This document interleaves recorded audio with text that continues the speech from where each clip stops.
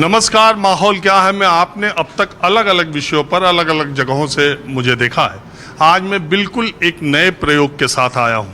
आप मेरे इस तरफ छात्रों की एक बड़ी संख्या देख रहे हैं, इस तरफ भी छात्रों की एक बड़ी संख्या देख रहे हैं। दरअसल सिविल सर्विसेज की तैयारी करने वाले ये छात्र हैं।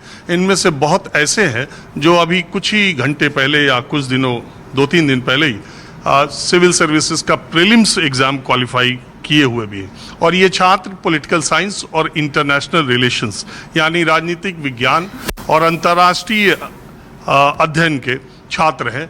और मेरा यहाँ आने का मकसद ये है कि देश की नामचीन पॉलिटिकल साइंस और इंटरनेशनल रिलेशंस की कोचिंग पढ़ाने वाली शुभ्रा रंजन जी का ये क्लासरूम है। और यहाँ पर जो इन दिनों पूरी दुनिया में टेंशन है, अभी इजराइल ने जो ईरान पर हमले किए, जवाबी कार्रवाई में ईरान ने इजराइल पर हमले किए, पूरी दुनिया ऐसा लगता है कि तीसरे विश्व युद्ध की तरफ बढ़ रही है। ईरान ने अमेरिका समेत तमाम मुल्कों को ये कहा है कि अगर ये हमले न रुके तो वो उन मुल्कों पर भी हमला कर सकता है। और इसके बाद अब कोशिश की जा रही है अंतर्राष्ट्रीय स्तर पर कि ये मामला तुरंत से तुरंत बंद हो। इस बीच ईरान ने इजराइल पर, इजराइल ने ईरान पर बहुत हमले किए। रशिया यूक्रेन में युद्ध आप इतने सालों से देख रहे हैं। भारत पाकिस्तान का जो टेंशन है, ऑपरेशन सिंदूर और पहलगाम की घटना, वो आपने देखा ही है। तो आज मेरा यहाँ आने का मकसद ये कि इन छात्रों के बीच से, और बहुत एक्सपर्ट्स को, बहुत टीवी पर आने वाले विशेषज्ञों को तो आप देखते हैं, लेकिन बिल्कुल आम भाषा में, बिल्कुल आपके जानने लायक भाषा में, और बिल्कुल जितने सवाल आपके दिमाग में हैं, आज माहौल क्या है में शुभ्रा रंजन मैम के साथ और उनके स्टूडेंट्स के साथ जो इंटरनेशनल रिलेशन की क्लास है, जिसमें यही टॉपिक सबसे ज़्यादा चर्चा में आएगा। तो इस पूरे क्लास के भागीदार हम भी बनेंगे और कोशिश करेंगे कि आप तक वो सारी बातें, सारी जानकारियां बिल्कुल आसान शब्दों में पहुंचे। सबसे पहले शुभ्रा रंजन जी हैं, जिनका परिचय की कोई मोहताज नहीं है। हालांकि बहुत सारे कोचिंग इंस्टीट्यूट्स के टीचर्स जो बहुत लाइमलाइट में रहते हैं, शुभ्रा रंजन जी उतनी नहीं रहती हैं, और सोशल मीडिया और मीडिया में इनकी उपस्थिति बहुत कम रहती है। लेकिन सबसे पहले तो आपका धन्यवाद कि आपने मुझे ये मौका दिया कि मैं आपके साथ और आपके स्टूडेंट्स के साथ देश की जनता को अपने कार्यक्रम के माध्यम से ये सारे जो विषय हैं। तो पहला सवाल मेरा मैम आपसे यही है शुभ्रा रंजन जी, कि आखिर इजराइल ने ईरान पर हमला क्यों किया और ये वक्त क्यों चुना?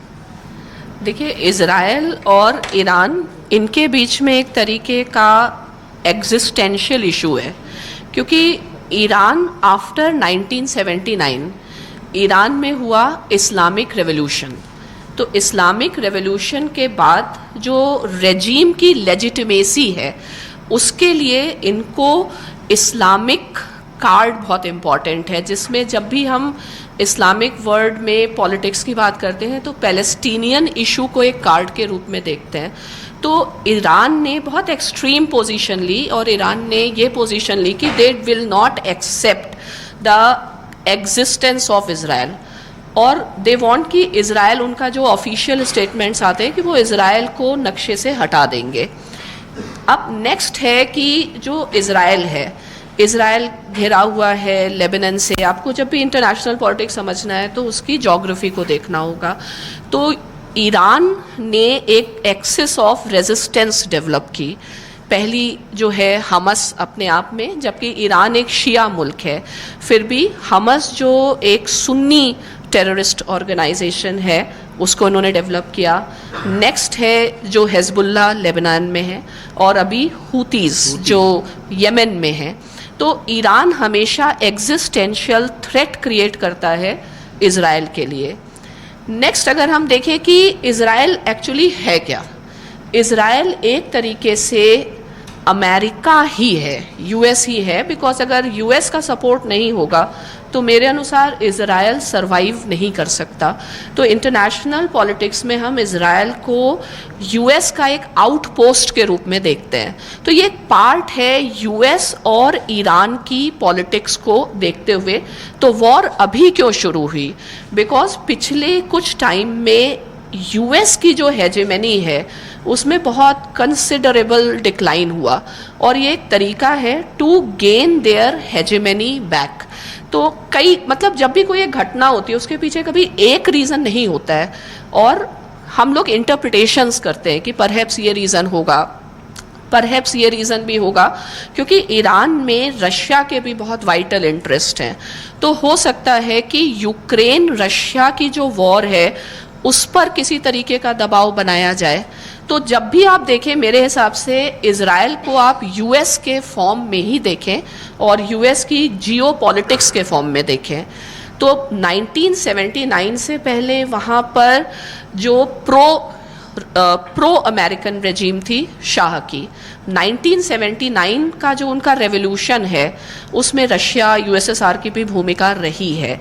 तो कार्टर डॉक्ट्रिन एक रही है और उसमें इन्होंने बताया कि पर्शियन गल्फ जो है वो हमारा कोर नेशनल इंटरेस्ट है और हम वहाँ पे किसी और पावर को डोमिनेट करने नहीं देंगे।